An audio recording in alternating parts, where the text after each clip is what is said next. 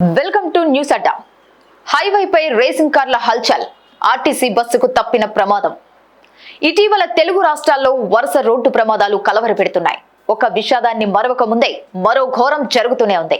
బయటకు వెళ్లిన వారు క్షేమంగా ఇంటికి వస్తారనే నమ్మకం లేనంతగా రోడ్లపై మృత్యువు కాచు కూర్చుంటోంది. గత నెల 24న ఏపీలోని కర్నూలు జిల్లాలో జరిగిన బస్సు ఫైరింగ్ లో 20 మంది చనిపోయారు.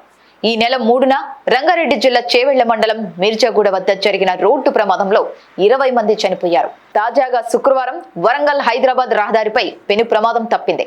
హైవేపై రేసింగ్ కార్లు హల్చల్ చేశాయి.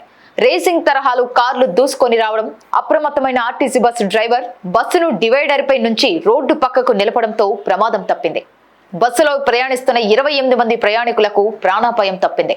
హనుమకొండ నుంచి హైదరాబాద్ వైపు వస్తున్న ఆర్టీసీ డీలక్స్ బస్సు మేడ్చల్ జిల్లా ఘట్కేసర్ మండలం ఔషాపూర్ వద్దకు రాగానే వెనక నుంచి అతి వేగంగా ఒక కారు మరో కారును ఓవర్టేక్ చేస్తూ వస్తుండడం డ్రైవర్ గమనించాడు. జరగబోయే ప్రమాదాన్ని పసిగట్టిన బస్సు డ్రైవర్ చాకచక్యంగా బస్సును రోడ్డు పక్కన నిలిపివేశాడు. రోడ్డు పక్కన నిలిపివేసే క్రమంలో బస్సు డివైడర్ కి ఎక్కి దిగుతుండగా అద్దాలు పగిలిపోయాయి. ముందు భాగం ధ్వంసమైంది. ఏం జరిగిందో తెలుసుకునే లోపు బస్సు ముందు నుంచి రేసింగ్ తరహాలో కార్లు వెళ్లిపోయాయి. ప్రమాదం నుంచి బయటపడటంతో ప్రయాణికులు ఊపిరి పీల్చుకున్నారు.